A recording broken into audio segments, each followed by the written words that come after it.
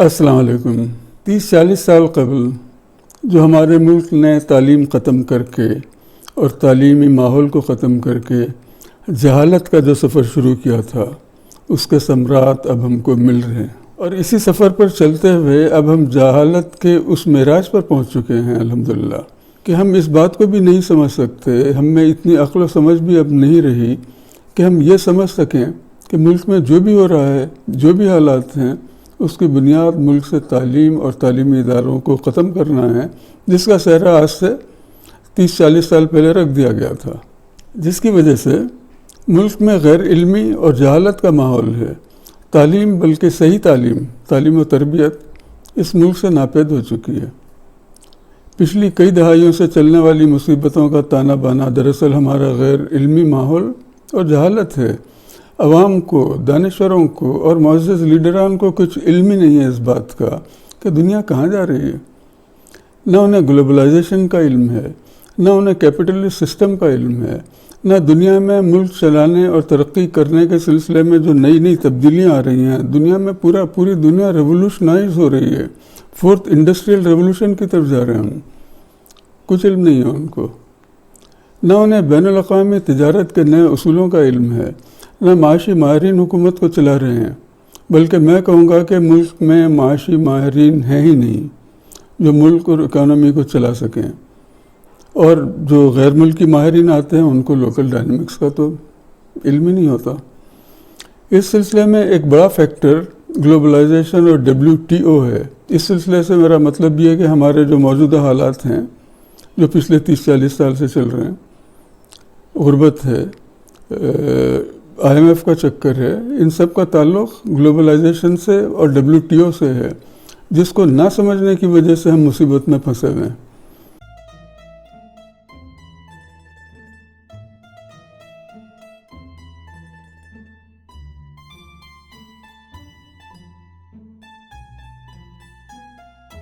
اچھا، دنیا میں آپ دیکھیں سمجھدار بھی لوگ ہوتے ہیں، سمجھدار ممالک بھی ہیں، جیسے چین ہے، کوریا ہے، یعنی ایک طرف تو امریکہ وغیرہ ہے جو کہ یہ ریولوشنری سسٹمز کو ایوالو کر رہے ہیں، وہ سوچ کے لکھ رہے ہیں، وہ اس کے قوانین بنا رہے ہیں وہ، اور پوری دنیا میں اس کو امپلیمنٹ کر رہے ہیں۔ دوسری طرف چین اور کوریا وغیرہ ہیں جو سمجھ رہے ہیں ان چیزوں کو، یہ کیا ہو رہا ہے، تو سمجھ کر اور ان کو استعمال کر کے وہ اپنے ملکوں کو خوشحال کر رہے ہیں، غربت کا خاتمہ کر رہے ہیں، لیکن ہم تباہی کی طرف جا رہے ہیں، کیونکہ موجودہ غیر علمی ماحول میں کسی کو کچھ پتہ ہی نہیں ہے کہ دنیا میں ہو کیا رہا ہے آخر، اس پر یعنی گلوبلائزیشن وغیرہ کا ہمارے ملک میں کیا اثرات ہیں، اور اس نئی دنیا میں، اس نئے ورلڈ آرڈر میں ہم کس طرح ترقی کریں۔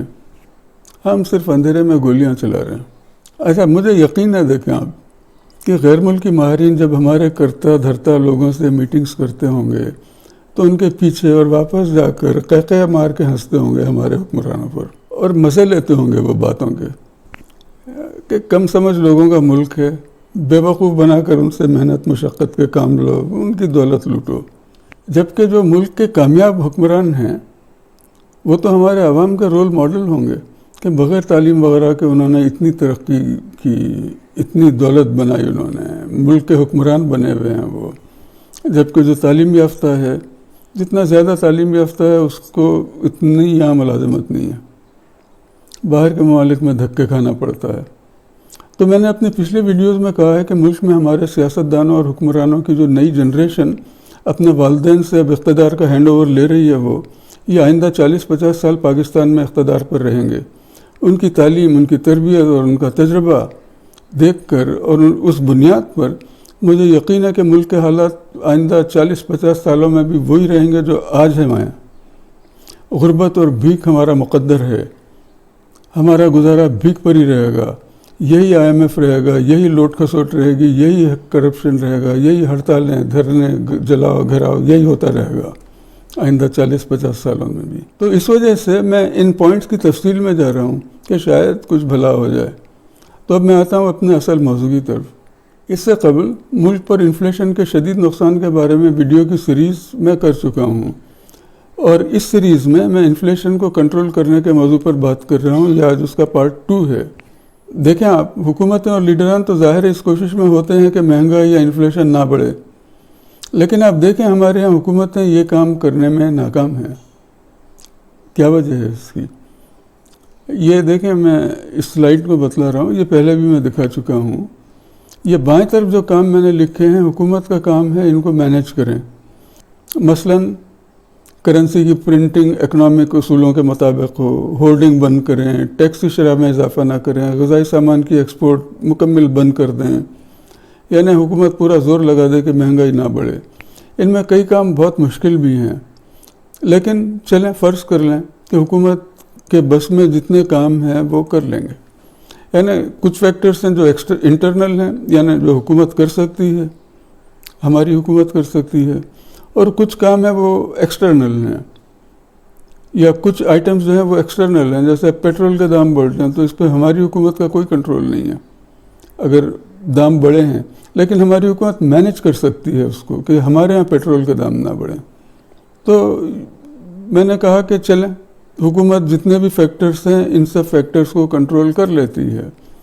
تو کافی غور کرنے کے بعد مجھے احساس ہوا کہ اگر حکومت اپنا پورا زور بھی لگا دے تو بھی ایک فیکٹر ایسا ہے جس کی وجہ سے حکومت آ کے پھنس جاتی ہے بالکل، اور وہ ہے کرنٹ اکاؤنٹ ڈیفیسٹ۔ یہ ہمارا سب سے بڑا پرابلم، یعنی حکومت پورا زور لگا کر ایکسپورٹ بڑھا دے، ریمیٹنسز بڑھا دے۔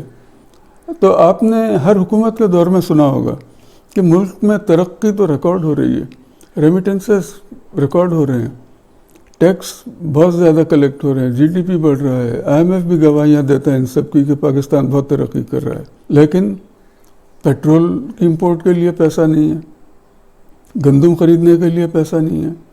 آتا ہے کہ جی صرف ایک ہفتے کی گندم یا ایک ہفتے کی پیٹرول کا اسٹاک باقی ہے، یا گیس کا 2 دن کا اسٹاک باقی ہے، باقی جہاز راستے میں ہیں۔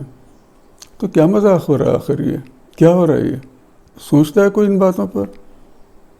ہوتا یہ ہے کہ ایکسپورٹ تو 10% بڑھتی ہے، فرض کریں ایکسپورٹ بڑی 10%، لیکن جو امپورٹ کا بل ہے وہ 20-30% کہیں کا کہیں پہنچ جاتا ہے، یعنی اسے کرنٹ اکاؤنٹ ڈیفیسٹ کہتے ہیں، بہت بڑھ جاتا ہے یہ۔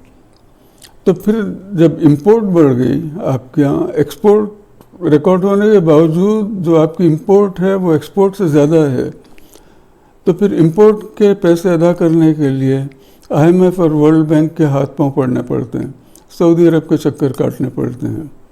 دراصل ہمارا ملک ان حالات کی وجہ سے گردی رکھا ہوا ہے۔ امپورٹ بل ادا کرنے کے لیے حکومت بازار سے زیادہ ڈالر اٹھاتی ہے، ڈالر مہنگا ہو جاتا ہے، جس کے نتیجے میں قرضے بڑھ جاتے ہیں ہمارے، امپورٹس کی قیمت بڑھ جاتی ہے، مثلاً آئل ہے، پیٹرول ہے، ان سب کی قیمت بڑھ جاتی ہے، الیکٹرک کی قیمتیں بڑھانا پڑتی ہیں، کچھ حاصل نہیں ہوتا، آئی ایم ایف سے قرض لینا پڑتا ہے آخر، اور آئی ایم ایف کا قرض چکانے کے لیے مزید ٹیکس۔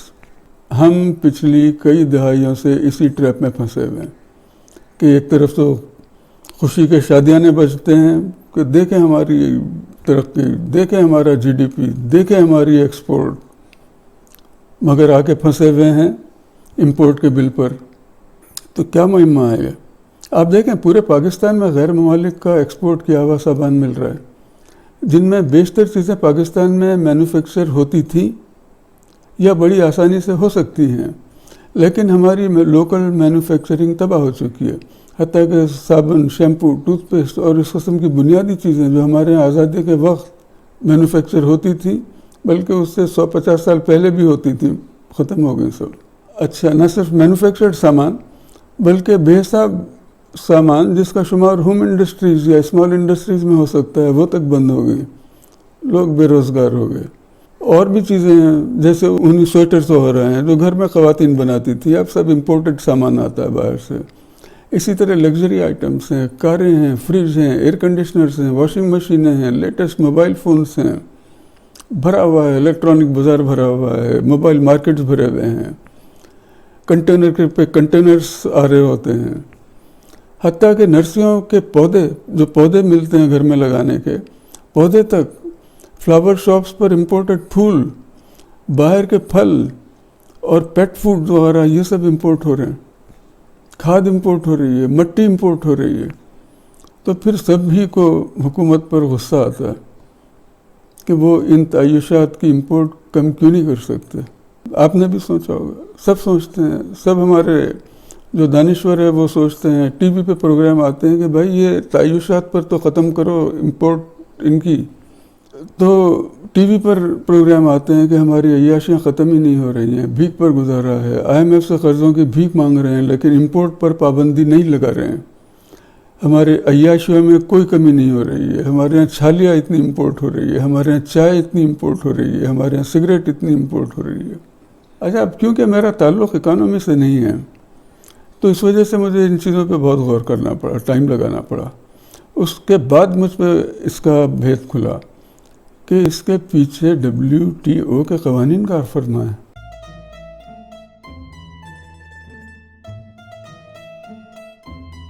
WTO کیا ہے؟ یہ ہے ورلڈ ٹریڈ آرگنائزیشن، جس کا قیام 1 جنوری سن 1995 میں آیا اور غالباً پاکستان اور دنیا کے بیشتر ممالک 1995 سے اس کے ممبر ہیں. WTO کا مقصد کیا ہے؟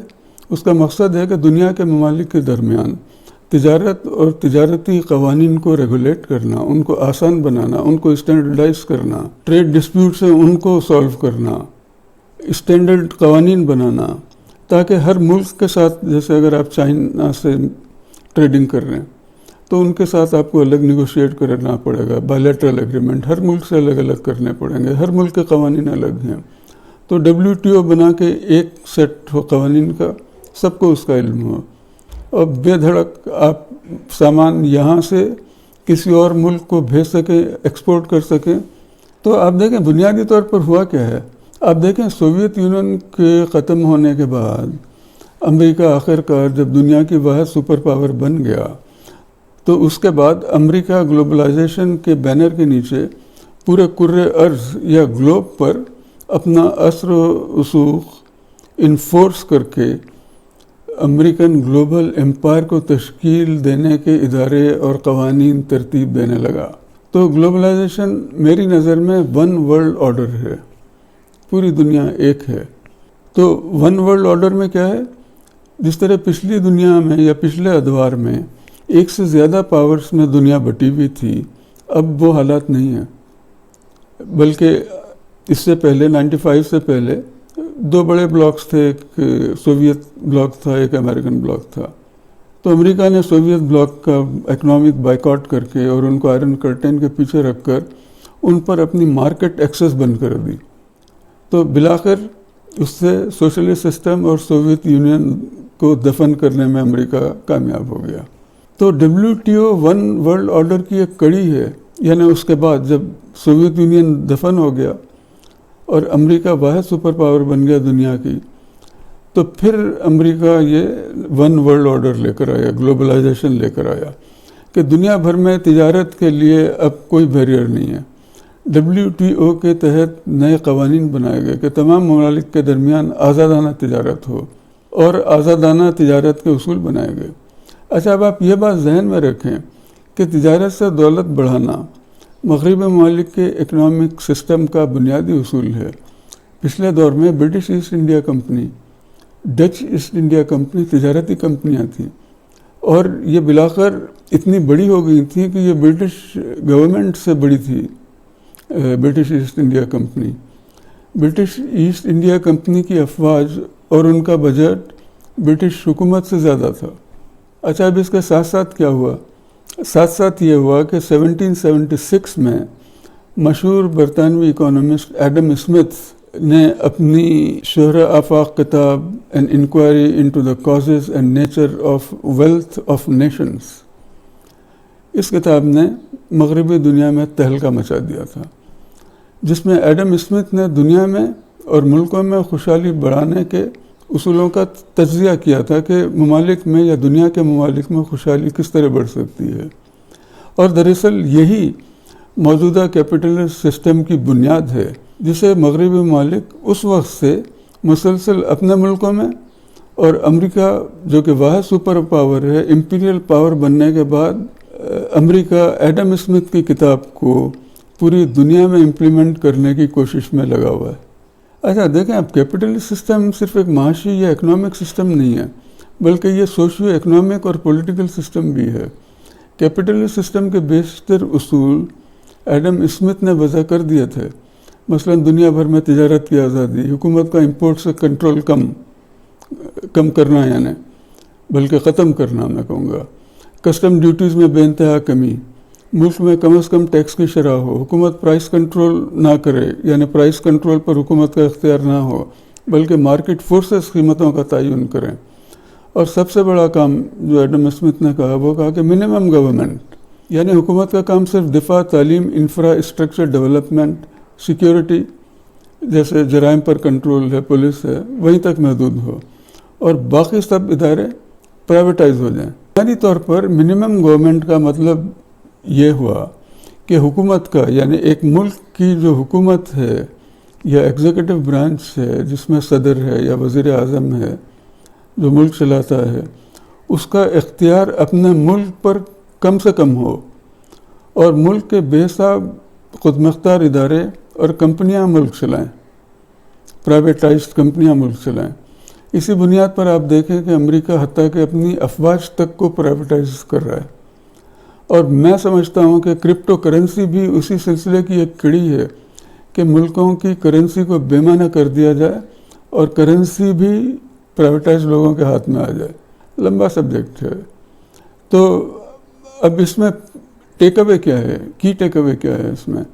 وہ یہ ہے کہ امریکہ اور امریکی سرمایہ داروں نے جب یہ دیکھا کہ کیپٹلسٹ سسٹم کو گلوبلائزیشن کے ذریعے دنیا میں اگر امپلیمنٹ کیا جاتا ہے، کیپٹلسٹ سسٹم کو گلوبلائزیشن کے ذریعے اگر دنیا میں امپلیمنٹ کیا جائے تو دوسرے ممالک میں وہاں کے حکومتوں اور حکمرانوں کا اختیار ختم کیا جا سکتا ہے اس سے، اور اس طرح امریکہ، یعنی اب جو ہمارے وزراء ہیں یا ہمارے وزیر اعظم ہیں یا صدر ہیں، ان کا اپنے ملک پہ اختیار تو ختم ہو جائے گا، اور اس طرح امریکہ دوسرے ممالک کے اداروں اور پرائیویٹائز کمپنیوں کے ذریعے ان ممالک بلکہ دنیا پر اپنی حکومت قائم کر سکتا ہے یا ان کو اپنا محکوم بنا سکتا ہے۔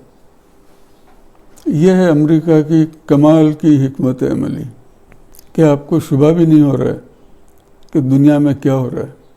میں امریکن انٹلیکچوئلز اور ایڈمنسٹریٹرز کی اعلیٰ ذہانت کی داد دیے بغیر نہیں رہ سکتا۔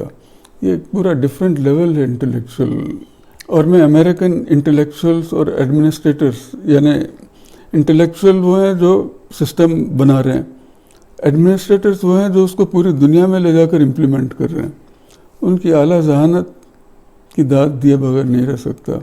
یہ انسان کی ذہنی ارتقاء کا ایک اونچا لیول ہے، اور اس سے دنیا میں خوشحالی بھی آ رہی ہے۔ چین نے اگر کروڑوں افراد کو غربت سے نکالا تو اس کے پیچھے یہی سسٹم کار فرما ہے، لیکن ہم جیسے ممالک جنہوں نے تعلیم پہ توجہ نہیں دی، جنہوں نے تعلیم کو ختم کر دیا، جنہوں نے علمی بحث کو، ریسرچ کو ختم کر دیا، وہ تو اس سسٹم کو سمجھ ہی نہیں سکے، تو ہم سب گھاٹے میں رہے۔ تو گلوبلائزیشن اور WTO، ایڈم اسمتھ کی کتاب ویلتھ آف دی نیشنز کو دنیا میں امپلیمنٹ کرنے کی ایک کڑی ہے۔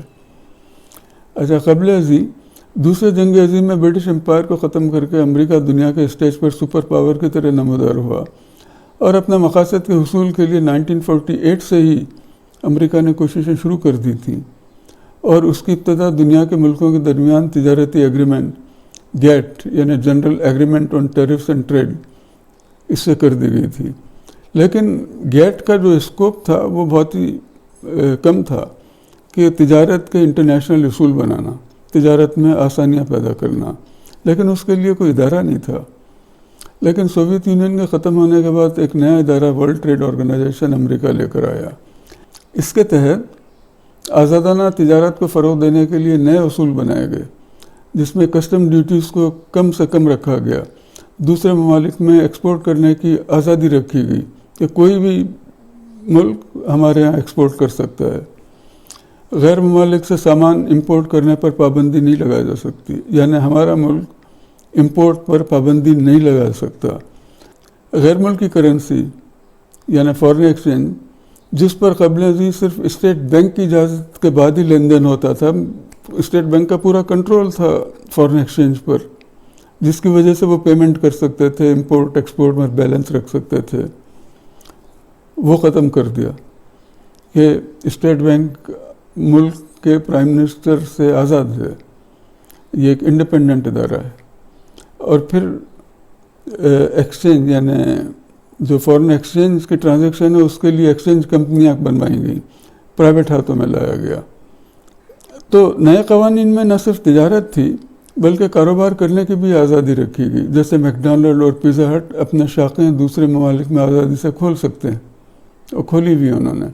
اچھا، اس بات کو انشور کرنے کے لیے کہ دنیا کے ممالک WTO کی پابندی کریں گے، امریکہ نے یہ شرط رکھی کہ WTO کے قوانین کو ملک کی پارلیمنٹ سے اپروو کروایا جائے، تاکہ ملک میں کسی کی بھی حکومت ہو WTO کے قوانین چلتے رہیں.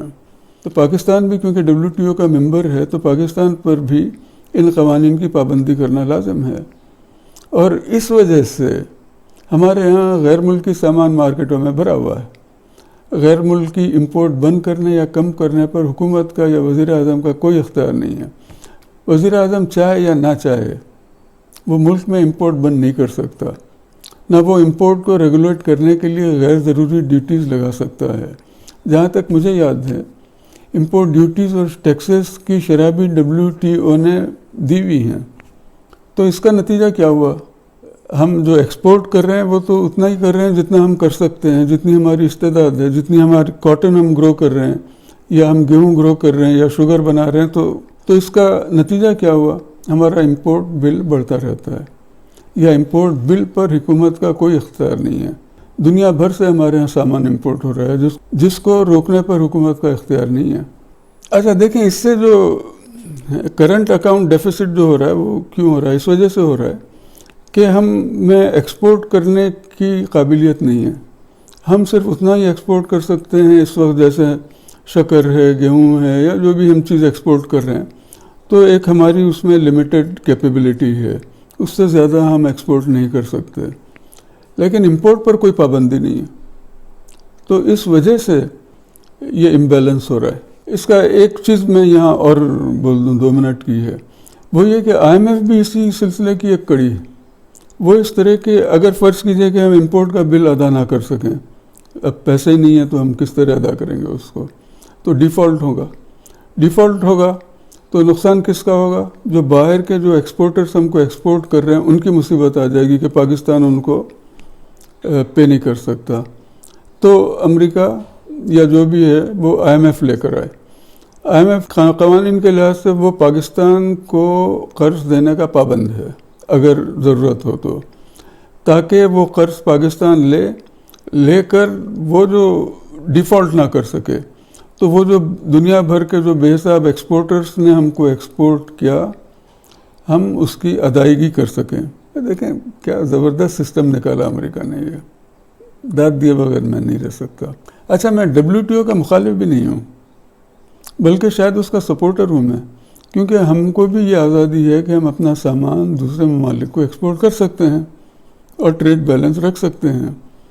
اچھا، اس بات میں کوئی شبہ بھی نہیں ہے کہ WTO کے بعد دنیا کے ممالک کی آپس میں تجارت اضافہ، بے پناہ اضافہ ہوا، اور دنیا میں دولت کا بھی اضافہ ہوا، جس کی وجہ سے کئی ممالک میں غربت میں بہت کمی آئی، لوگوں کے لیونگ اسٹینڈرڈ میں بہت بہتری آئی.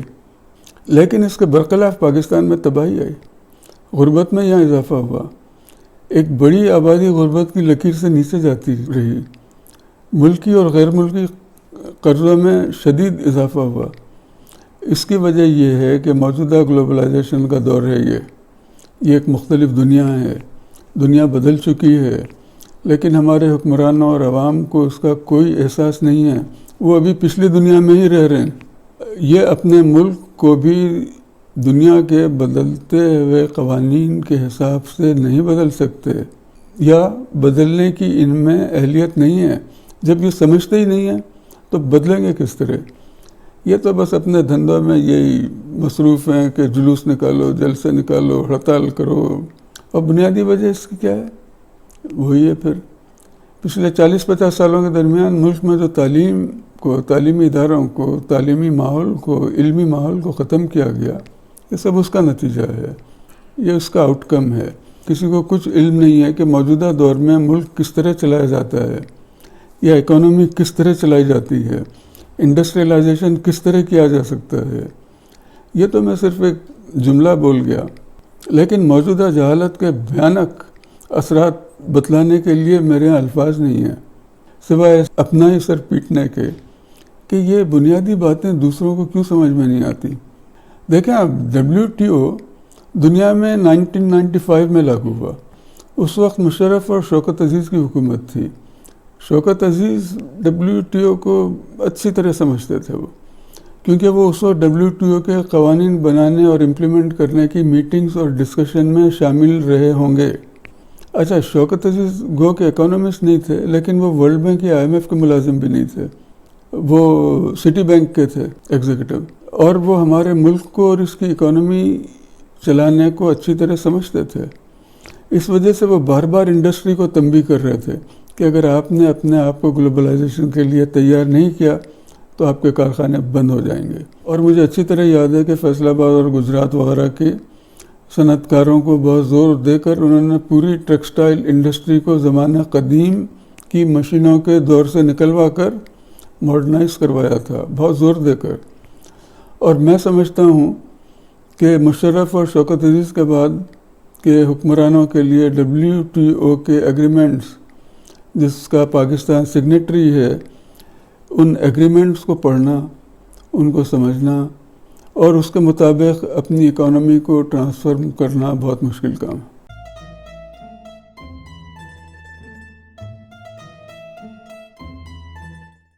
مجھے علم نہیں ہے کہ ماں سوائے ایک آدھ حکومتی آفیسر کے جس کی ذمہ داری WTO سے کوآرڈینیٹ کرنا ہوگا، ان کے علاوہ ملک کی اکانومی چلانے یا پلاننگ کرنے والوں کو WTO یا گلوبلائزیشن کے ورلڈ آرڈر میں کس طرح ترقی کی جاتی ہے، دنیا کی مارکیٹ سے کس طرح فائدہ اٹھایا جاتا ہے، اس سلسلے میں نہ ان کی کوئی معلومات ہے، نہ کوئی ایکسپرٹیز ہے، بلکہ جس طرح ہماری اکانومی چل رہی ہے اس سے صاف ظاہر ہے کہ انہیں گلوبلائزیشن کے بارے میں کچھ نہیں پتہ۔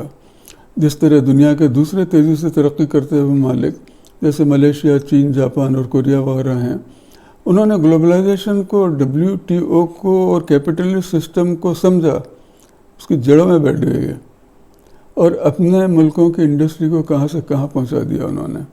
اور چین اور دوسرے ترقی کرنے والے ممالک نے کیا کیا؟ انہوں نے WTO کے جو ایگریمنٹس ہیں، میرے خیال میں 47 ایگریمنٹس ہیں، ان کو پڑھا، ان کو سمجھا اور اس کے مطابق اپنا سامان بنا کر امریکہ اور یورپ ایکسپورٹ کرنے لگے، جن پر امریکہ بھی پابندی نہیں لگا سکتا۔ جس طرح ہم اپنی امپورٹ پر پابندی نہیں لگا سکتے، امریکہ بھی نہیں لگا سکتا اپنی امپورٹ پر، چائنا سے جو سامان جا رہا ہے وہاں اس پر۔ تو امریکی لیڈران نے کہا، نعرے لگانے شروع کر دیے، کیمپینز چلانے لگے وہاں پر کہ buy American, be American, buy American. عوام سے اپیلیں کرنے لگے کہ چین کا سامان نہ خریدیں، لیکن چینی اور جاپانی سامان کیونکہ سستا بھی ہے اور کوالٹی میں بھی بہتر ہوتا ہے، تو امریکی عوام چینی اور جاپانی سامان استعمال کرنے اور خریدنے کو ہی ترجیح دیتے ہیں۔ اور امریکہ کو چین اور دوسرے ممالک سے امپورٹ بند کرنے اور اپنی اکانومی کو صحیح کرنے اور مینوفیکچرنگ واپس امریکہ لانے کے لیے چین، روس اور جاپان وغیرہ سے ایکسپورٹ پر پابندی لگائے بغیر یہ کام نہیں ہو سکتا، کیونکہ WTO کے لحاظ سے امریکہ پابندی نہیں لگا سکتا۔ تو پہلے تو امریکہ نے ہواوے پر پابندی لگائی اس بنیاد پر کہ یہ امریکہ کی سیکیورٹی کے لیے خطرہ ہے۔ ہواوے پورا اب ایکچوئل ہے یا نہیں وہ تو مجھے نہیں پتہ، مگر یہ ان کی وجہ تھی۔ لیکن صرف ایک ہواوے سے کام نہیں چلے گا، جب تک چین اور روس کو WTO سے امریکہ نہ نکال دے، امریکہ کے مقاصد پورے نہیں ہو سکتے۔ تو میری دانست میں یوکرین میں جو بھی ہو رہا ہے اس کا اصل مقصد چین اور روس کو WTO سے نکالنا ہے، ان کا مکمل اقتصادی بائیکاٹ کرنا ہے، آئرن کرٹین پھر سے کھڑی کرنا ہے، چین اور چین کے دوستوں پر امریکی یا مغربی مارکیٹس کو بند کرنا ہے۔ چین کس کو ایکسپورٹ کرتا ہے؟ امریکہ کو ایکسپورٹ کرتا ہے. تو اگر امریکہ چین کے لیے اپنی مارکیٹس بند کر دے تو چین پھر کس کو ایکسپورٹ کرے گا؟ چین کی اکانومی خود ہی بیٹھتی جائے گی. چین کی جو فیکٹریز ہیں وہ خود ہی گھاٹے میں آ کر بینکرپٹ ہونا شروع ہوتی جائیں گی. یہ امریکہ کا پلان ہے. اچھا، ویسے تو ایک ملک میں صنعتیں بڑھانا یا انڈسٹریلائز کرنا ملک کی ترقی اور خوشحالی کے لیے بنیادی ستون ہیں، لیکن بدقسمتی سے ہمارے لیڈران اور اکنامک ماہرین کو اس کا بالکل ادراک نہیں ہے. اچھا، پہلے کیا ہوتا تھا؟ پہلے جو لوگ تھے، بزنس مین تھا، حکومت مدد نہ کرے یا نہ کرے وہ خود ہی جا کر انڈسٹری لگاتا تھا. جو بھی کام جس میں بھی ایکسپرٹیز ہو وہ اپنی انڈسٹری لگاتا تھا، چھوٹی موٹی جیسی بھی ہو. لیکن اب ہوا یہ کہ گلوبلائزیشن کی وجہ سے باہر سے جو امپورٹ ہو رہی ہے تو اس کی جو مینوفیکچر ہے، پاکستانی مینوفیکچرر کی جو پروڈکٹس ہیں وہ کمپیٹ نہیں کر سکتی باہر کی سستی اور اچھی کوالٹی کی امپورٹ سے. تو ہماری انڈسٹری اس وجہ سے برباد ہوگی. تو اب یہ ذرا کی پوائنٹ ذرا آپ سمجھیں، وہ یہ کہ گلوبلائزیشن اور گلوبل ورلڈ میں اور WTO کے راج میں اگر ملک میں پیداواری اور ایکسپورٹ کی صلاحیت پیدا نہیں کی جائے گی تو اس ملک کا مستقبل صرف اور صرف تباہی ہے. ہم WTO کے ممبرز تو بن گئے، اس وقت کے لوگوں نے جو بنوایا تھا انہوں نے پڑھا تھا رولز اس کے لاز، اس کے قوانین، لیکن WTO کے جو انوائرمنٹس ہیں اس میں ترقی کس طرح کریں یہ نہ کسی نے اسٹڈی کیا نہ سمجھا. تو WTO کی وجہ سے دنیا بھر کے ممالک کو ہمارے یہاں امپورٹ کرنے کا راستہ کھل گیا، ہم اس کو نہیں روک سکتے. تو دیکھیں آپ IMF وغیرہ کے جو غیر ملکی افسران ہیں جنہوں نے یہ سسٹم ایوالو کیے ہیں وہ ایک الگ لیول پر ہیں انٹلیکچوئل تھاٹ کے. وہ اچھی طرح سمجھتے بھی ہیں کہ ان کو پاکستان جیسے ایک کم سمجھ ملک سے پالا پڑا ہے جس کے یہاں نہ کوئی WTO کے قوانین کو پڑھنے والا ہے نہ کوئی سمجھنے والا ہے، اور نہ ان کی لیڈرشپ میں یہ اہلیت ہے کہ WTO سے فائدہ اٹھا سکیں.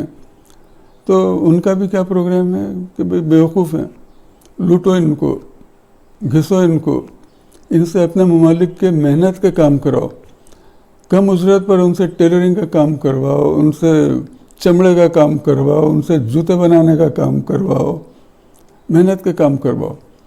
اور یہ جو تھوڑا بہت کماتے ہیں یا باہر سے ریمیٹنسز آتی ہیں ان سے لے لو. آپ دیکھیں بے وقوف کی قسمت میں غربت ہی ہوتی ہے، اور وہ یہ نہیں چاہتے کہ ہم ترقی کریں، کیونکہ اگر ہم جیسے محنت کش قوم، محنت کرنے والے، اگر ہم دولت مند بن جائیں تو پھر ان کے جوتے کون بنائے گا، ان کے کپڑوں کی سلائیاں کون کرے گا؟